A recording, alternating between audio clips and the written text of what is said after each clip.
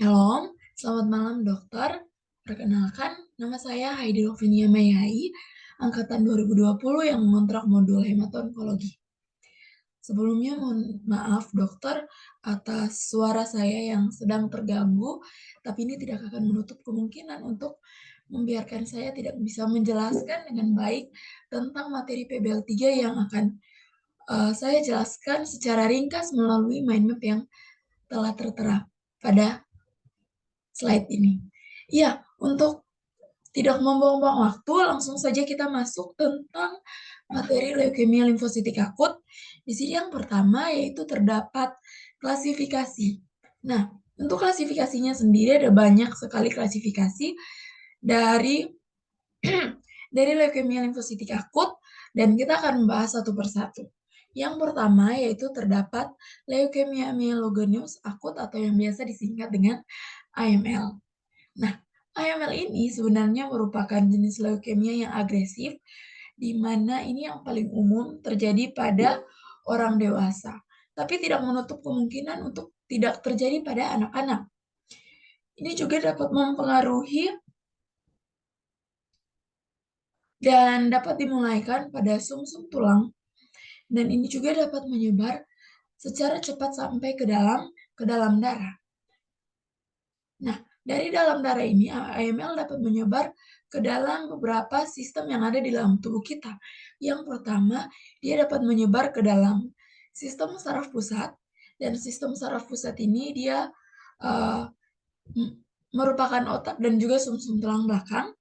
Kemudian dapat menyebar ke hati, ke kelenjar getah bening, ke limpa, dan juga menyebar ke testis pada pasien laki-laki. Nah, selain itu, AML juga dikenal dengan leukemia granulistik akut, ada juga biasanya disebut dengan leukemia mieloistik akut, ada juga leukemia mieloid akut, leukemia non-mieloid akut, dan masih banyak lagi. Selanjutnya kita masuk kepada klasifikasi yang kedua, yaitu ada leukemia limfositik akut. Dan leukemia limfositik akut ini merupakan diagnosis yang sedang kita bahas bersama-sama. Oke, leukemia limfositik akut. Nah, ini merupakan jenis leukemia yang paling umum dan ini paling sering terjadi pada anak-anak, paling banyak terjadi pada pasien anak-anak. Kadang leukemia limfositik akut ini biasanya disebut dengan leukemia limfoblastik akut. Nah, untuk ALL ini sendiri dimulai dari sel limfoid yang ada di sumsum tulang belakang dan seringkali ini dapat menyebar dengan cepat ke dalam darah dan dapat menyebar ke organ-organ tubuh lainnya seperti sistem saraf pusat, hati, kelenjar getah bening, limpa, testis pada laki-laki seperti yang sudah saya jelaskan pada klasifikasi sebelumnya. Selanjutnya, ada klasifikasi yang ketiga yaitu leukemia limfositik kronis atau yang biasanya disingkat dengan CLL.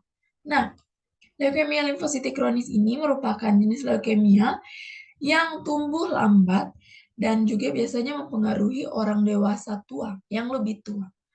Nah, CLL ini biasanya dimulai dari sel limfoid atau sel darah putih, sumsum tulang belakang, dan akan berkembang secara perlahan.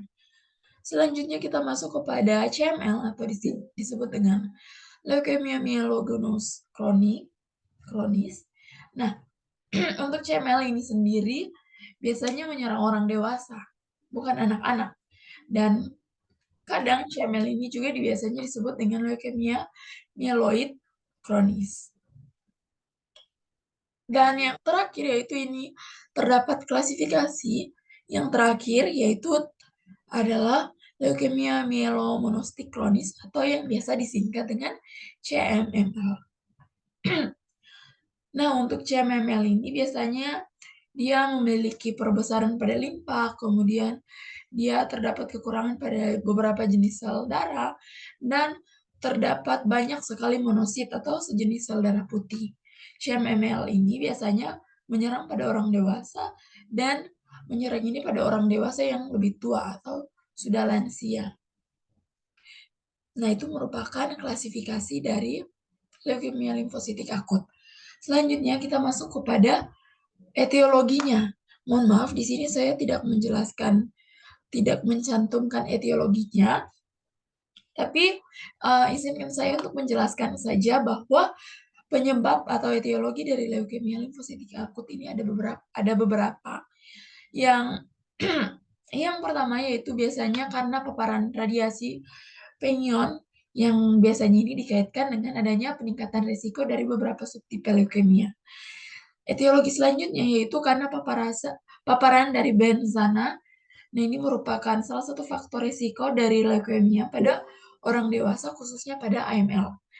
Nah, selanjutnya biasanya karena paparan kemoterapi, karena riwayat keganasan hematologi, kemudian biasanya juga karena infeksi virus, dan beberapa sindrom genetik. Itu merupakan etiologi atau penyebab terjadinya leukemia limfositik akut. Selanjutnya kita masuk kepada patofisiologi dari ALL ini. Nah, di sini saya telah mencantumkan gambar patofisiologi tapi cukup kecil. Semoga dapat dilihat dengan jelas.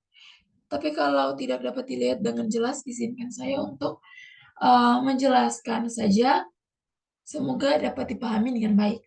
Oke, untuk patofisiologinya sendiri bahwa kalau kita lihat dari gambar ini, nah seperti yang sudah ditunjuk pada kursor, ada banyak sekali faktor-faktor risiko yang dapat menyebabkan,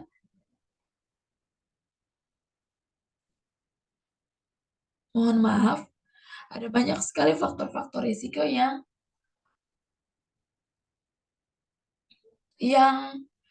dapat menyebabkan terjadinya leukemia limfositik akut. Dan ini merupakan gambar patofisiologinya, mohon maaf jika terlalu kecil. Selanjutnya kita masuk kepada penjelasan selanjutnya, yaitu kita masuk kepada pemeriksaan penunjang. Nah, kira-kira pemeriksaan apa yang nanti akan dilakukan ketika telah didiagnosis leukemia limfositik akut? Nah, yang pertama yaitu ada pemeriksaan tes darah sampel. Nah, untuk pemeriksaan tes darah sampel ini biasanya untuk pemeriksaan ALL dan umumnya ini biasanya diambil pada pembuluh darah vena. Selanjutnya di sini ada tes kimia darah. Nah, untuk tes kimia darah ini biasanya untuk mengukur jumlah bahan kimia tertentu yang ada di dalam darah, tetapi tidak digunakan untuk mendiagnosis adanya leukemia. Selanjutnya ada tes sumsum tulang, kemudian ada tes laboratorium yang digunakan juga untuk mendiagnosis dan mengklasifikasikan dari ALL. Selanjutnya ada tes kromosom, tes fungsi lumbal, dan masih banyak lagi. Itu merupakan pemeriksaan penunjang yang dilakukan ketika didiagnosis leukemia limfositik akut. Selanjutnya, yaitu ada komplikasi. Nah, di sini teman-teman bisa lihat komplikasi, kira-kira apa saja komplikasinya. Nah, untuk komplikasinya sendiri yaitu dibagi menjadi dua bagian. Ada komplikasi secara primer dan juga ada komplikasi secara sekunder. Nah, kalau untuk komplikasi secara primer, untuk komplikasi secara primer ini biasanya terdapat infiltrasi pada sistem saraf pusat dan juga terdapat koagulasi intravaskular diseminata. Sedangkan kalau komplikasi pada sekunder ini ada dibagi menjadi 4 bagian. Yang pertama, ada infeksi, ada drug-induced neurotoxin, radioterapi induced complication, dan parenchyma atrofi. Nah, untuk yang pertama yaitu ada infeksi. Nah, biasanya pada pasien yang terkena kanker, tentunya akan terjadi imunosupresi. Nah, jika ditambahkan dengan status nutrisi yang buruk, itu juga akan dapat meningkatkan risiko terjadinya infeksi pada pasien infeksi yang bisa saja dari berbagai organisme, terutama pada non-biogenik, misalnya itu seperti jamur, mikobakteri, virus, dan juga parasit. Itu adalah infeksi. Selanjutnya, kalau neurotoksitas akibat obat, ini biasanya terjadi 2 manifestasi umum dari neurotoksisitas karena adanya meningitis aseptik dan juga leukoencefalepati. Selanjutnya ada radioterapi dan masih banyak lagi. Itu merupakan komplikasinya. Selanjutnya kita masuk kepada tata laksananya. Nah, untuk tata laksananya juga ini dibagi menjadi 2 bagian. Yang pertama, ada tata laksana secara farmakologi. Mohon maaf, ini ada kesalahan dalam penulisan. Selanjutnya, ada tata laksana non-farmakologi. Untuk tata laksana farmakologinya, ini biasanya dilakukan pemeriksaan kemoterapi, ada juga terapi radiasi, ada kemoterapi dengan transplantasi induk. Sedangkan kalau untuk non-farmakologinya, biasanya diminta kepada pasien untuk dapat beristirahat yang cukup. Kemudian biasanya diminta kepada pasien untuk dapat melakukan aktivitas fisik yang tidak terlalu berat. Misalnya menyimpan rumah yang tidak menyebabkan aktivitas secara berat. Selanjutnya, meminta pasien untuk mengonsumsi nutrisi yang adekuat. Dan yang terakhir yaitu personal hygiene. Personal hygiene ini maksudnya yaitu meminta pasien untuk menjaga kebersihan, baik itu kebersihan makanan, kebersihan lingkungan, dan masih banyak lagi.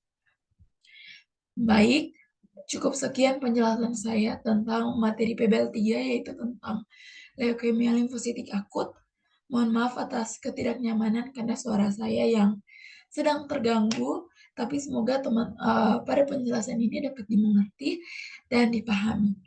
Jika ada kekurangan mohon dimaafkan. Selamat malam. Shalom.